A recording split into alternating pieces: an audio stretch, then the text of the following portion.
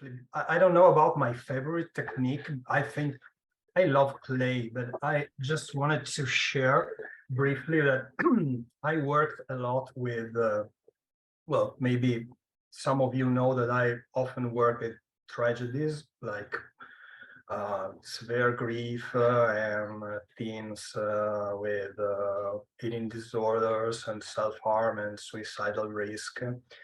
And it happened a couple of times that I did the rose bush with them right at the beginning of the therapy.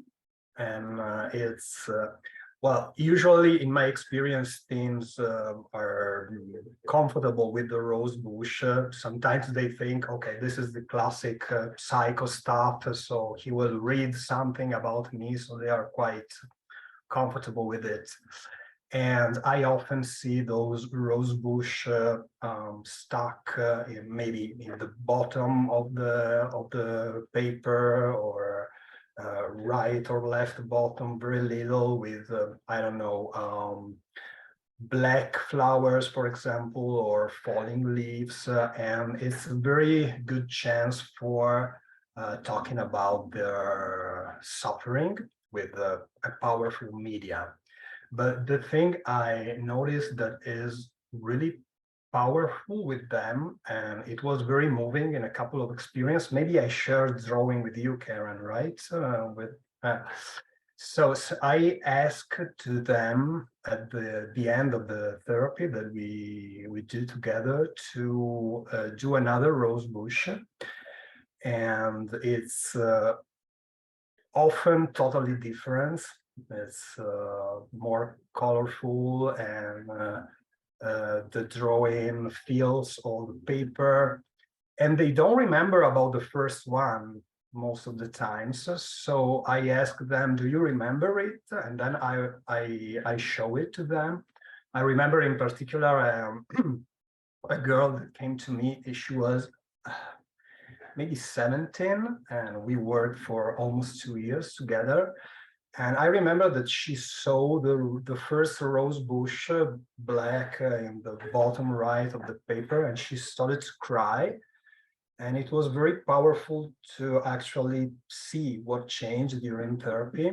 And I asked her for the first time, now I do it with several kids, to try to integrate the two drawings. So the black flower with the bigger and colorful one. So it's also a kind of integration work, and it's a really powerful way, in my experience, for ending the therapy and kind of acknowledge all the stuff we did together. So that's it.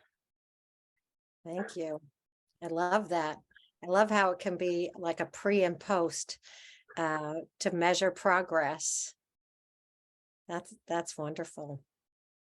Thank you. Cassiana?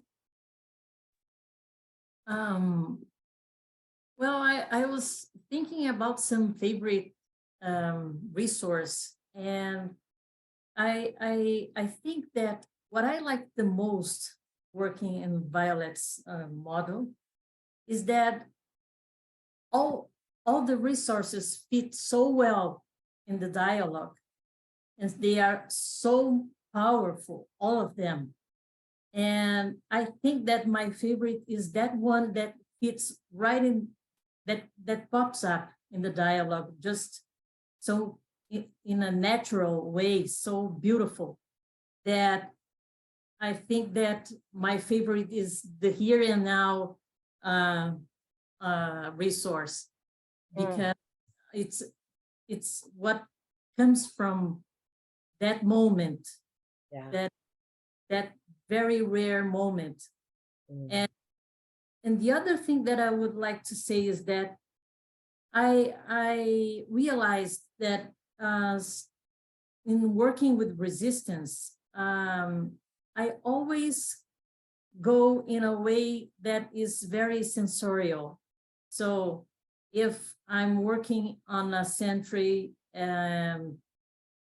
with the kid, and the resistance comes, pops up in the dialogue, I always go to, I always focus on a sensorial experience, like, well, just feel the sand, just touch the sand with your eyes closed, now open, and then the resistance like is melting away. It goes, because the sensorial experience, I think, is always very, can I say supportive?